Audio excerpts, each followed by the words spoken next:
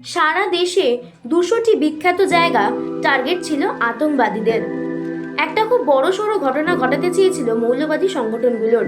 2 বছর ধরে বিস্ফোরক সংগ্রহের পর আইডি নিয়ে 26/11-র মতো দেশ জুড়ে প্রায় 200টি বিস্ফোরণ করে হামলা চালানোর পরিকল্পনা ছিল দিল্লির বিস্ফোরক কাণ্ডের জড়িতদের। রাজধানী Lal Qila, India gate, constitution club এবং দিল্লির গৌরীশঙ্কর মন্দিরের মতো স্থানে বোমা হামলার পরিকল্পনা করা হয়েছিল। তদন্তকারী সংস্থা সূত্রে খবর, কাশী, অযোধ্যার মতো ধর্মীয় স্থানগুলিতে হামলা চালিয়ে দেশের সাম্প্রতিক উত্তেজনাকে উস্কে দিতে চেয়েছিলেন সন্ত্রাসরা। রাজধানী দিল্লির বিভিন্ন জায়গায় তো বটেই, পাশাপাশি দিল্লি সংলগ্ন গুরুগ্রাম এবং ফরিদাবাদের বড় বড় শপিং মল, দেশের বড় রেল স্টেশনগুলিতে বিস্ফোরণ ঘটানোর লক্ষ্য ছিল সন্ত্রাসদের।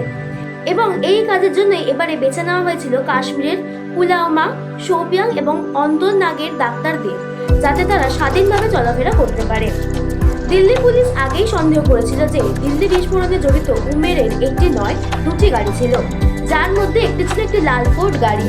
বুধবার সকাল থেকে দিল্লি পুলিশ দিল্লি এবং পার্শ্ববর্তী রাজ্য উত্তরপ্রদেশ এবং হরিয়ানায় সতর্কতা জারি করে গাড়িটিকে খুঁজছিল। এদিন সন্ধ্যায় ফরিদাবাদের খান্ডাওয়ালি গ্রামের কাছে গাড়িটি পার্ক করা অবস্থায় পাওয়া যায়।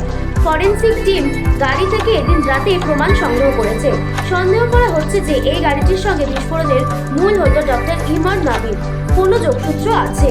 সূত্র মারফত জানা গিয়েছে, এদিন দিল্লির গোবিন্দপুরী মেট্রো স্টেশনের কাছে বাস স্ট্যান্ডে একটি গাড়িতে 2টি বন্দুক, 4টি মোবাইল এবং বেশ কিছু নগদ সহ 2 জন সন্দেহভাজনকে আটক করে দিল্লি পুলিশ। সেই গাড়িতেও বিস্ফোরক ছিল বলে জল্পনা থাকলেও সরকারিভাবে কোনো তথ্য মেলেনি। Target news, Kolkata.